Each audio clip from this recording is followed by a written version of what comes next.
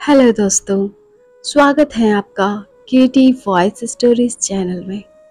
दोस्तों, हमारी आज की कहानी है नौकरानी। मेरी उम्र 20 साल थी। घर में पैसे की तंगी के चलते मैं गीता देवी के घर पर काम करने लगी। मैं बड़ी मेहनत से उनके घर का सारा काम करती थी। उनके घर में जितने लोग उतनी ही फरमाइश। सुबह से ही मेरे नाम आदेशों की लाइन लगनी शुरू हो जाती थी। फिर भी मैं खुशी खुशी सबकी फरमाइश पूरी कर देती थी। मैंने भी जैसे अपने दो पैरों में 10 पहिए लगा रखे हो। मेरी सेवा से घर का हर सदस्य संतुष्ट था। गीता देवी का परिवार मेरी सेवा और ईमानदारी को स्वीकार भी करता था।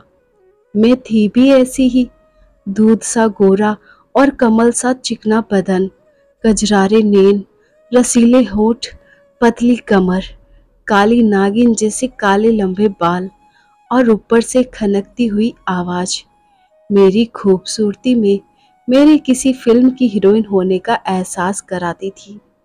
घर की मालकिन गीता देवी की बेटी रचना, जो मेरी हम उम्र थी, उसके पुराने मगर मॉडर्न डिजाइन के कपड़े जब मैं पहन लेती थी तो मेरी खूबसूरती में और भी निखार आ जाता था।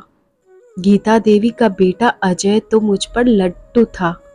हमेशा मेरे आसपास डोलते रहने की कोशिश करता रहता था। मैं भी मन ही मन उसे चाहने लगी थी। अब तक हम दोनों में से किसी ने भी अपने मन की बात एक दूसरे से जाहिर नहीं की थी। घर के दूसरे कामों के अलावा गीता देवी की बूढ़ी सास की देखभाल की पूरी जिम्मेदारी भी मेरे कंधों पर ही थी। दरअसल गीता देवी एक कॉलेज की प्रिंसिपल थी।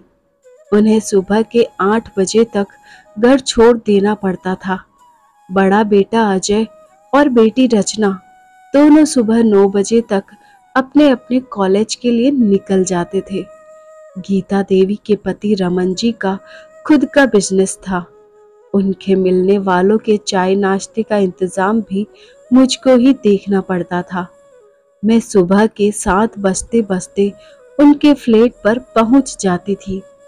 पूरे 10 घंटे लगातार काम करने के बाद शाम के 6 बजे तक ही मैं अपने घर लौट पाती थी। एक दिन मैं गीता देवी के घर पर अकेली थी।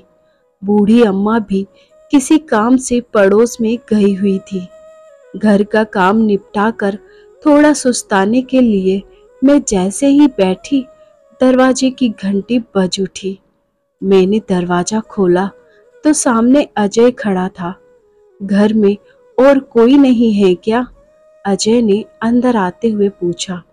नहीं, मैंने छोटा सा जवाब दिया। कमरे में खुद के अलावा अजय की मौजूदगी ने मेरे दिल की धड़कनें बढ़ा दी थी। मैं अपनी नजरें चुरा रही थी। उधर अजय का दिमाग मुझको अकेला पाकर बहकने लगा था। अजय ने अपने कमरे में जाते हुए मुझको एक गिलास पानी देने के लिए आवाज लगाई। मैं पानी लेकर कमरे में पहुंची। अजय ने मुझे गिलास मेज पर रख देने का इशारा किया। गिलास रखकर जब मैं लौटने लगी तो अजय ने मुझे पीछे से अपनी बाहों में कसकर जकड़ लिया।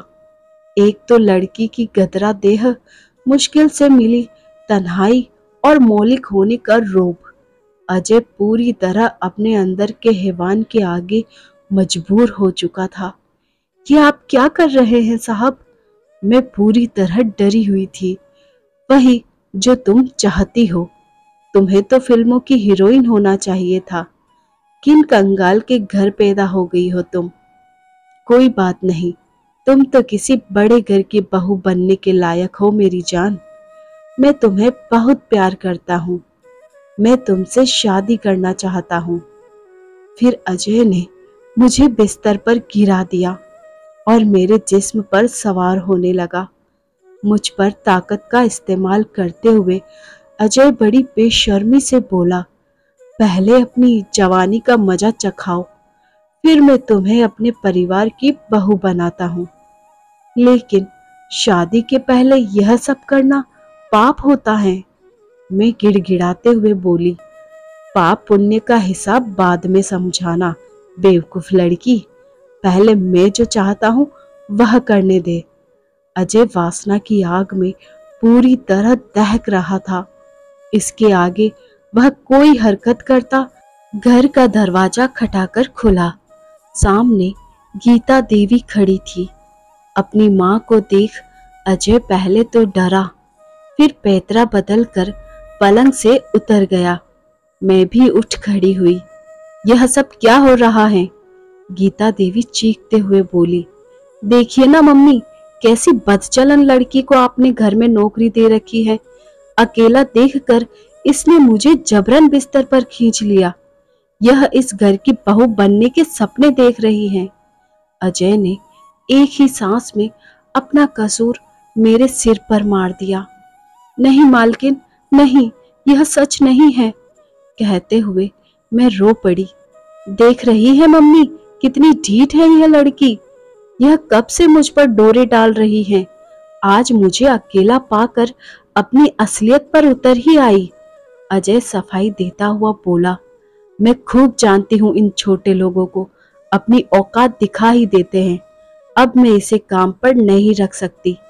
गीता देवी मुझ पर आंखें तरेरते हुए बोली, नहीं मालकिन, ऐसा मत कीजिए, हम लोग भूखे मर जाएंगे। मैं बोली, भूखे क्यों मरोगे? अपनी टकसाल लेकर बाजार में बैठ जाओ।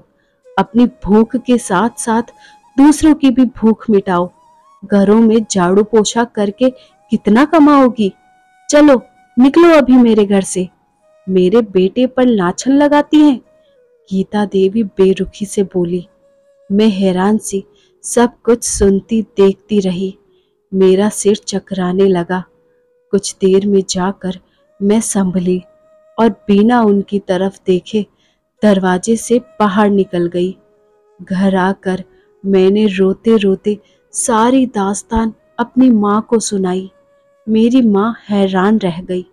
माँ, इसमें मेरी कोई गलती नहीं है। यह सच है कि मैं मन ही मन अजय बाबू को चाहने लगी थी, पर इन सब बातों के लिए कभी तैयार नहीं थी। वह तो ऐन वक्त पर मालकिन आ गई और मैं बर्बाद होने से बच गई। मुझे माफ कर दो माँ। मैं रोने लगी। माँ ने मुझको खींचकर गले से लगा लिया।